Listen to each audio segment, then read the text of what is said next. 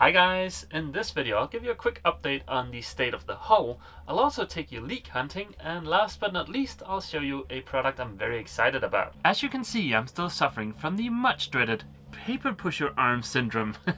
But let me assure you, it is not for a lack of sanding. So as you can see, I'm not done yet, although I am getting closer. A lot closer. But there is still sanding to be done. I hope to get last of the hull sanded this weekend. I still need to sand the area that's directly behind me. And also there's that annoying curve between the hull and the keel. So when talking about the hull, the good news is that I am making progress. The kind of annoying news is that it might have been a better option for me to have the hull sandblasted instead of sanding it myself. That, of course, is quite an annoying realization after I've put in so many hours of sanding. There were a couple of reasons why I decided to sand the hull myself instead of having it sandblasted. So the first reason was cost. I received several quotes around $2,200 US, and for that amount of money, I don't mind doing a bit of sanding. The second reason was I was trying to cut down on the amount of time I'd need to spend fairing the hull. So given those two very good reasons, why do I now think it might have been a better option for me to have the hull sandblasted? Well, the short answer is the state of the laminate. The first areas of the hull I sanded showed almost no defects or voids, so I happily continued sanding.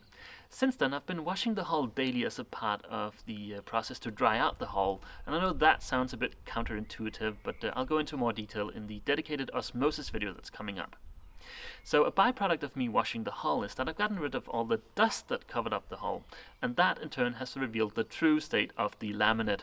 Now I know that sounds a bit ominous, and it's not all that bad, but there are some, well, let's call them voids. This is the first area of the hull I sanded, and as you can see there's almost no voids, but if we just move over a little bit, it looks a lot different. These are the voids I'm talking about, and there are lots of them. They vary in size from something like this to something like that. In some areas there's a lot, and in other areas there's almost none. They are present on both sides of the hull. The larger voids are about this size, and I can easily grind those out. But the tiny voids, well, that's why I think it might have been a better option for me to have the hull sandblasted. I've made some observations while sanding the hull. There is no correlation between the numbers of visible blisters on the hull before I started sanding and these voids in the laminate. Now, some of the blisters might have been caused by these voids, but really I can't say what is cause and what is effect here. So are the voids causing the blisters, or are the blisters causing the voids? There is at least some evidence to suggest that some of the voids were present when the new barrier coat was applied 8 or 9 years ago. As you can clearly see here, some of that barrier coat is inside this void. Of course, the voids might have continued to develop since then, but at least some of them were present when the new barrier coat was applied. In one of my previous videos, I mentioned that there is a lot of conflicting information out on the internet about osmosis and the cause and the dangers of high moisture levels in GRP laminate. So I've contacted a few experts here in Denmark to get their recommendation on what I should do about those voids. I haven't heard back from them yet, but I'm 99% sure that they're gonna tell me to grind out those voids, which is gonna be a little bit annoying because that means I'm gonna have to fair the hull. That is annoying, but the important thing is that this job gets done right. Rather than showing you a time-lapse of me sanding, I thought I'd take you hunting. Leak hunting, that is. Let's get up the ladder and take a closer look.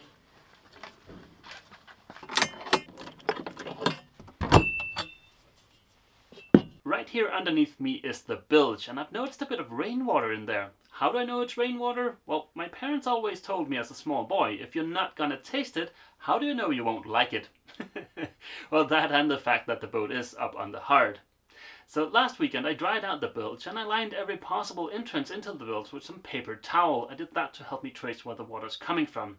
Since then we've had a few days with rain, so yep, let's take a look in the bilge. Oh, and don't mind all the tools, I'll explain why those are there in the next video. So as you can see, we've got a bit of paper towel over here, there's some down here, and there's a bit in there too. So that is wet, that's dry, that is dry. So that means water is coming through that pipe there.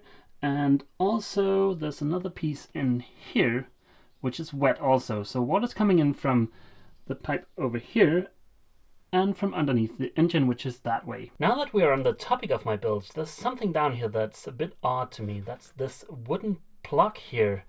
I have no idea what's in on the other side of that, but that is very strange. Looking at that paper towel gave me a pretty good idea where the water's coming from, and earlier this week while it was raining I was actually aboard the boat, and I think I've found the leak that is responsible for at least the majority of the water in the bilge. Let's head into the starboard side aft cabin and I'll show you. Back there is one of the drains from the cockpit, and that thing is leaking like a sieve, but as you can tell it's going to be a really tight squeeze to get in there. Luckily that is going to be a job for another day. There are some other things here about the boat I want to show you related to leaks, but I can see from my memory card that it's just about to run out of space, so I'll head back to Obelix, grab an early lunch and take Jürgen for a walk and bring a spare SD card with me back to the boat, and yeah, I'll be back a little later. Thusly replenished, let's continue where we left off. I noticed something potentially annoying when I was looking for leaks. Everything you see in here, so this bench here, that table, the galley, it looks like it's built on top of the cabin sole, and I suppose that's very reasonable, but it looks like they've done it in such a way that I can't remove certain areas of the cabin sole without, for instance, removing that table. So why do I think that might potentially be annoying? Well, let me show you. So this is just one example. This is that little step down there is coming from the main saloon into the forward cabin.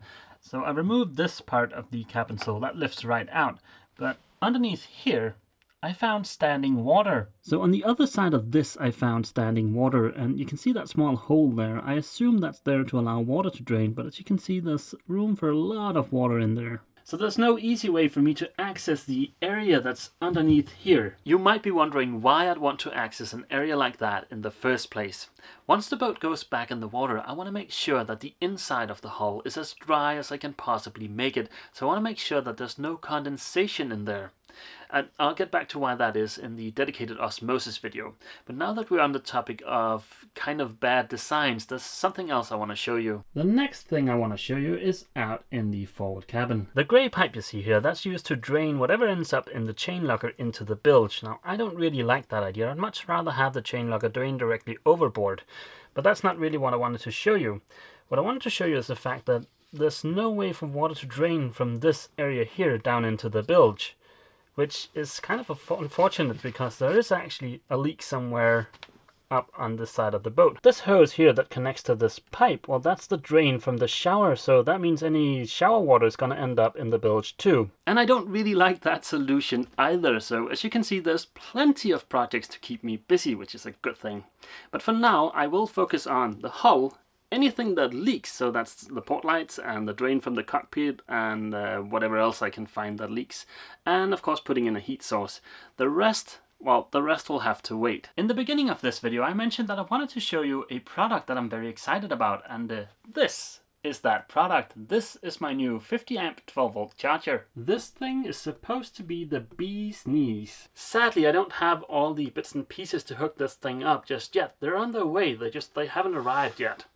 Now, the 12 volt system in general isn't on the to-do list for this summer, but as I've mentioned previously, the 12 volt charger here aboard Athena desperately needed an upgrade, and that's why I've decided to pick up this thing. I do have some pretty interesting plans for the 12 volt system here aboard Athena, and that will be its own series of videos coming hopefully this winter. I hope that served as a nice little teaser for some of the upcoming content. There are so many projects that I'm so excited about, and the 12 volt system is very high on that list.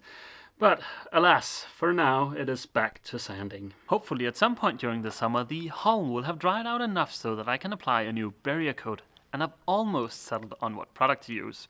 Now, for me to be able to order that product, of course I need to figure out how large of an area I need to cover.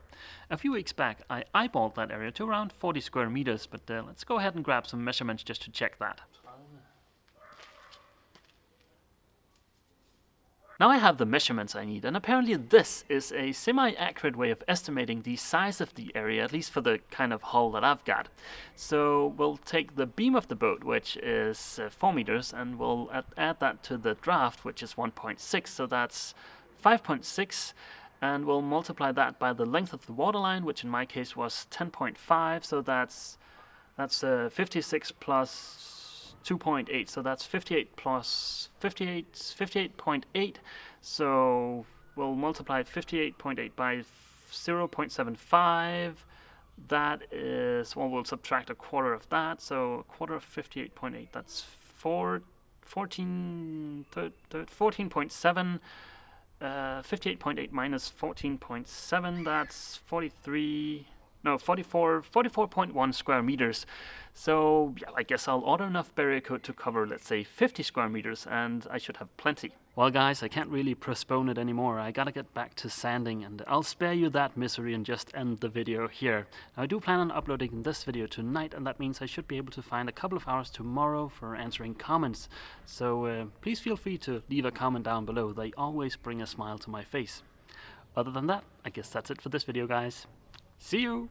Yukul and I hope you've enjoyed this video. For more videos like it, click subscribe. Please consider leaving a comment and a thumbs up. It really helps me a lot, and I appreciate your support very much. If you're new to the channel, please check out the introduction playlist. If you want to watch every single video I've ever published, check out the playlist named All Videos. It contains every single video listed in chronological order.